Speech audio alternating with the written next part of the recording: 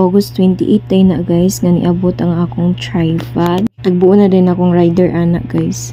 Si Manong driver, si GMT. Sige ko panahon saya, nitabok na lang ko. Dini nga akong gi-order guys, naabot na guys.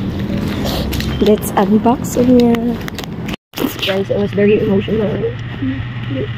Buti naman din ako kung ipakamili. Ako yung mga gamit ba? Hindi ko man yung sabihin guys, na magagamit lang ko. Kung ako sa kapag mo sa upang sa kanakuan. Kaya siyempre, gasuan dito niya. Hindi ka tuloy ka Jakarta.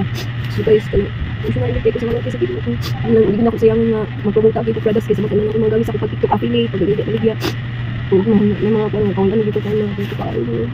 Nalagit siya sa iyong mga pulong. Nag-ampagit nga.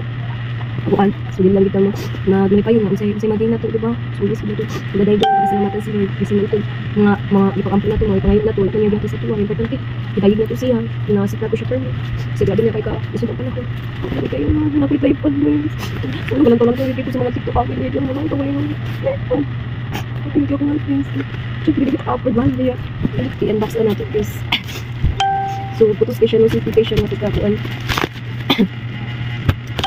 kasi guys.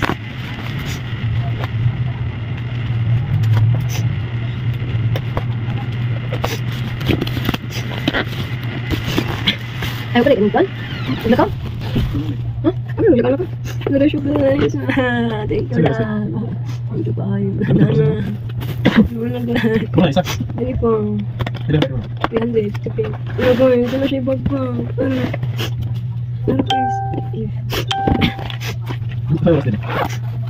Ako balik niya. Thank you guys.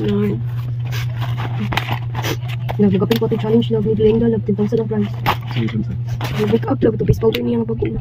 No guys, nice kayo. Ano ko tripod. Sumani siya ang kuan guys. Sudanan sa tanganan sa cellphone. Kani siya. Yan na nato diri. Diri guys, ano siya.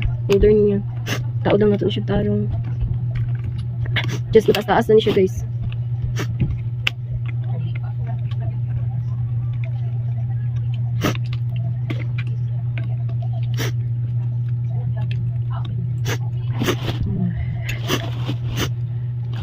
Guys.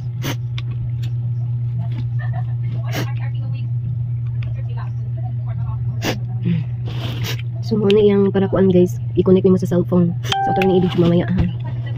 Hindi rin mo siya ibutang guys, hindi mo wala. Naghahanap ka ba ng murang tripod pero solid yung quality?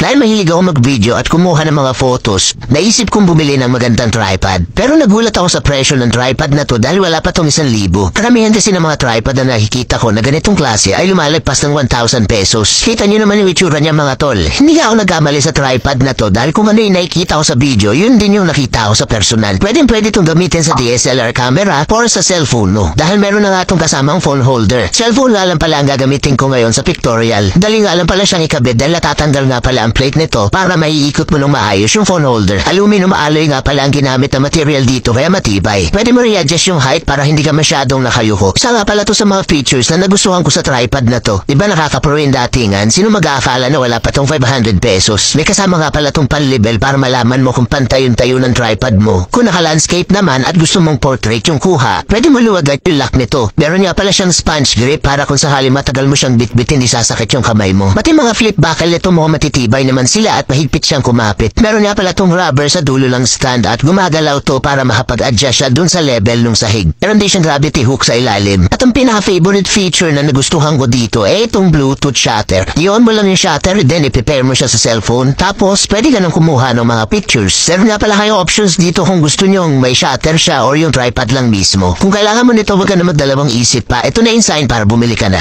Kung gusto natin maganda yung kuha ng pictures or maganda yung kuha ng mga video natin, kailangan talaga tayo mag-invest ng mga gamit para maganda yung result ng mga products na sinushoot natin.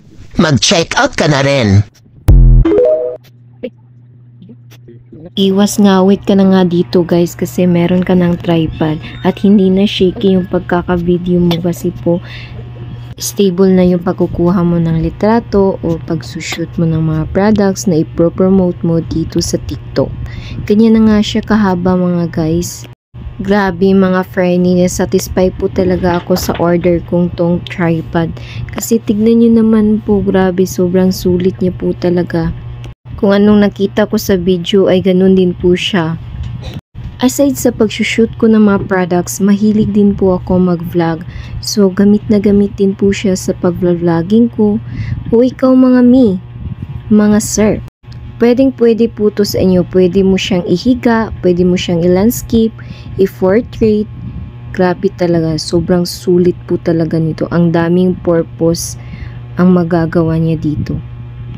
Madadala mo pa siya kahit saan kasi po meron na po siyang bag at pwede nyo lang po siyang i-cross bag yung. Ikaw mga friendly, hanggang tingin na lang ba kayo o a-action kayo at mag-invest kayo ng mga gamit para sa mga pag-vlog nyo or sa mga shoot nyo ng products?